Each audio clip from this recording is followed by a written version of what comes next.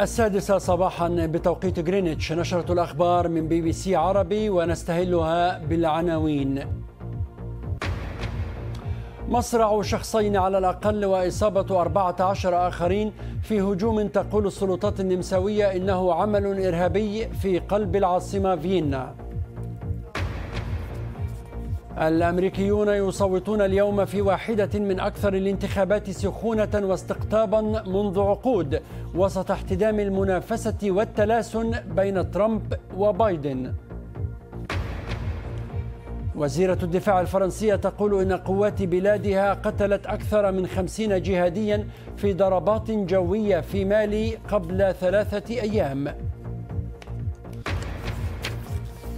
وأفغانستان تتشح بالسواد اليوم حدادا على 22 شخصا قتلوا في هجوم على جامعة كابول تبناه تنظيم ما يعرف بالدولة الإسلامية.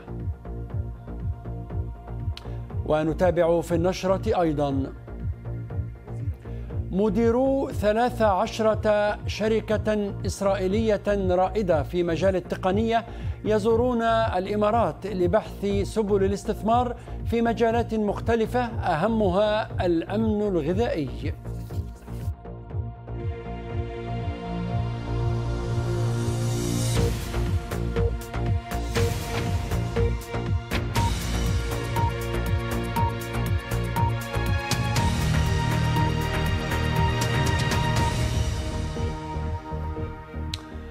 أسعد الله صباحكم بكل الخير أينما كنتم. إلى تفاصيل النشرة من BBC عربي في لندن، ونبدأها من العاصمة النمساوية فيينا التي عاشت ليلة مشهودة بعد هجوم طال 6 مواقع بالمدينة وصفته السلطات بالإرهابي. الهجوم أسفر عن مصرع شخصين على الأقل وإصابة 14 آخرين بعضهم حالته حرجة. وقالت الشرطة إن عدة مسلحين بالبنادق شنوا الهجوم بشكل متزامن، أحدها بالقرب من كنيس يهودي في المدينة. الهجوم استجلب ردود فعل قوية ومنددة من المستشار النمساوي وقادة أوروبيين آخرين.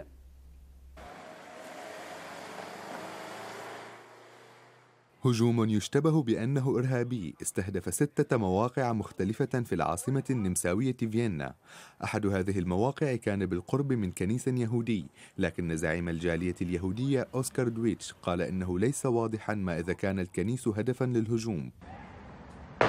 الشرطة النمساوية اشتبكت مع المسلحين كما يظهر هذا الفيديو الذي انتشر على الإنترنت، وتمكنت من إلقاء القبض على أحد المهاجمين وقتل مهاجم آخر في إطلاق النار. أسفر الهجوم عن مقتل وإصابة عدد من الأشخاص بعضهم في حالة خطرة، بينما نصحت الشرطة المواطنين في فيينا بالبقاء في المنازل فيما تشن حملة كبرى لضبط بقية المهاجمين. المستشار النمساوي سيباستيان كورتس وصف الهجوم بالعمل الإرهابي المقزز، بينما أعرب القادة الأوروبيون عن صدمتهم وإدانتهم للهجوم. فقد وصف رئيس المجلس الأوروبي تشارل ميشيل الهجوم بالعمل الجباني الذي ينتهك الحياة والقيم الإنسانية. وقال الرئيس الفرنسي إيمانويل ماكرون إن أعداءهم المشتركين يجب أن يعلموا أن أوروبا لن تستسلم. ووصف رئيس الوزراء الهولندي مارك روتي الهجوم بالعمل الشنيع، بينما قال رئيس الوزراء البريطاني بوريس جونسون إنه أصيب بصدمة شديدة جراء الهجوم، وأكد دعم بريطانيا لشعب فيينا.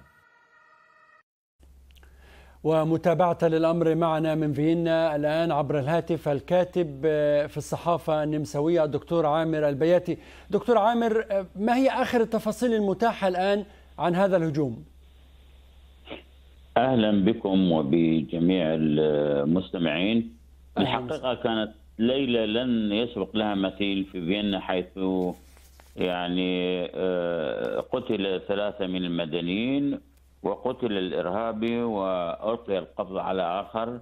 وعرف الشرطة عرفت مسك سكن أو عنوان الإرهابي، والإرهابي كان يحمل حزام ناسف من الديكور، من الديكورات باطل، حزام ناسف.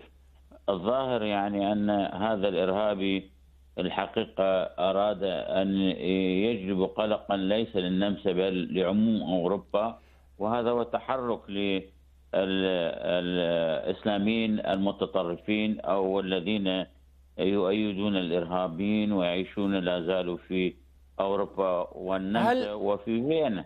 هل يعني ذلك أن الحديث هو عن شخصين فقط نفذا هذا الهجوم، أم أن هناك بحثا عن آخرين كما ذكر سابقا؟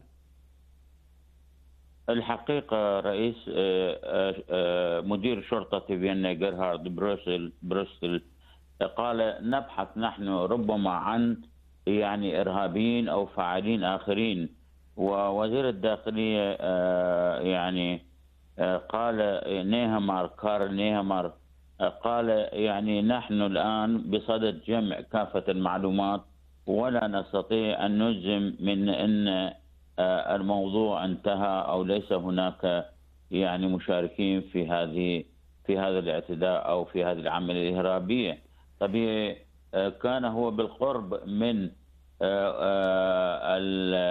المعبد اليهودي الكبير، يعني هناك عدة معابد يهودية في فيينا ولكن المعبد الكبير والرئيسي في وسط فيينا، وانتشر الحقيقة يعني الإرهاب في مناطق عديدة وسط فيينا، ولحد هذه الساعة منع يعني التنقل بالمواصلات في وسط فيينا. هل ما زالت هذه النصائح أو الأوامر سارية عامر؟ يعني سمعنا أن هناك مطالبات للمواطنين بعدم استخدام وسائل النقل العام أو الخروج للأماكن العامة أو حتى إرسال أبنائهم إلى المدارس اليوم، هل هذا صحيح؟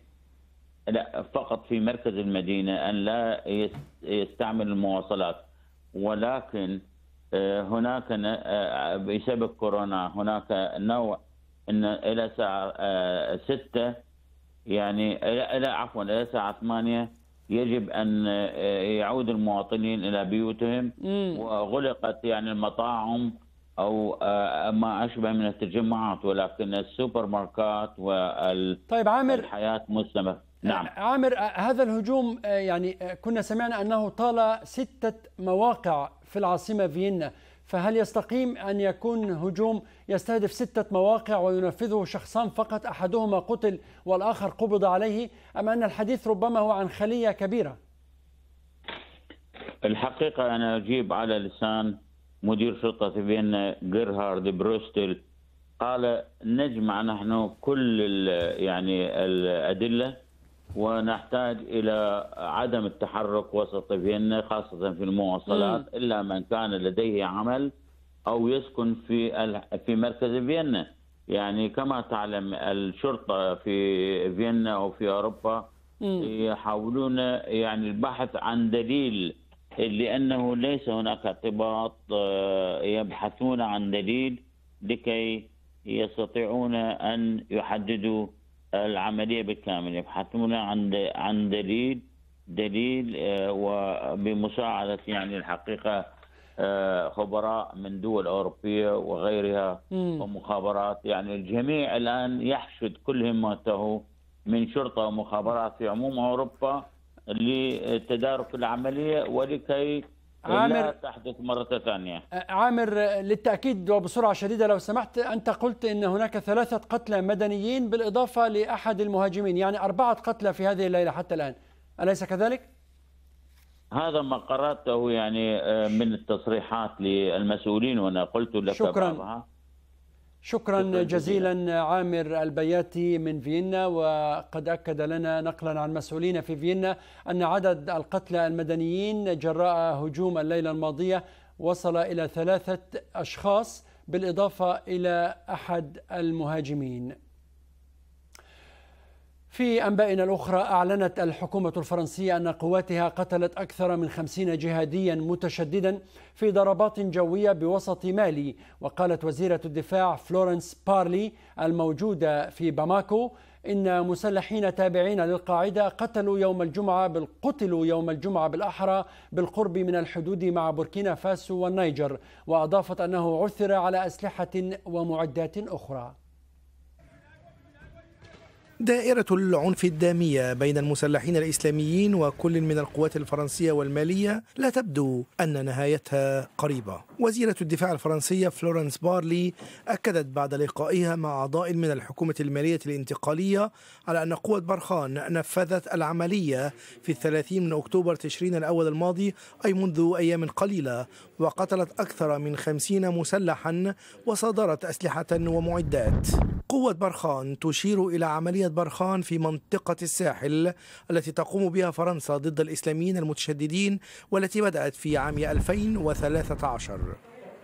والتقت بارلي رئيس النيجر ووزير الدفاع قبل التوجه إلى باماكو، وأكدت أن العملية جرت بناء على معلومات استخباراتية وشاركت فيها طائرات ميراج. وعثر على أحزمة ناسفة ومتفجرات، وقبض على 4 من المسلحين الذين توفرت معلومات عن استعدادهم لشن هجوم في المنطقة. قالت بارلي إن تلك العملية تشكل ضربة قاسمة لجماعة أنصار الإسلام المرتبطة بالقاعدة، ويقودها إياد غالي، والذي ظهر كأبرز زعيم جهادي في منطقة الساحل منذ قتلت القوات الفرنسية زعيم القاعدة في المغرب الإسلامي عبد المالك دروكدال في مالي في يونيو حزيران الماضي.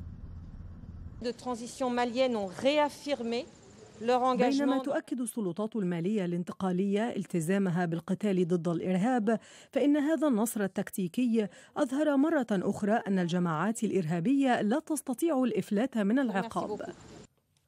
وأشارت وزيرة الدفاع الفرنسية إلى عملية أخرى شارك فيها 3000 جندي ضد تنظيم ما يعرف بالدولة الإسلامية في الصحراء الكبرى، مضيفة أنها ستعلن عنها خلال أيام. هناك نحو 13,000 جندي من قوات الأمم المتحدة منتشرة في مالي كجزء من بعثة حفظ السلام، وتنشر فرنسا 5,100 عنصر من قواتها في منطقة الساحل. تعاني مالي الكثير لاحتواء خطر الإسلاميين المسلحين في شمال البلاد، وبدأت فرنسا عملية عسكرية في عام 2013 للقضاء على هؤلاء المسلحين، ولكن القتال انتقل إلى وسط مالي وبوركينا فاسو والنيجر، وأسفرت تلك العمليات عن مقتل الآلاف ونزوح مئات الآلاف من ديارهم.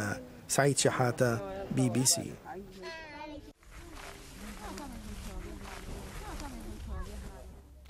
حث المرشح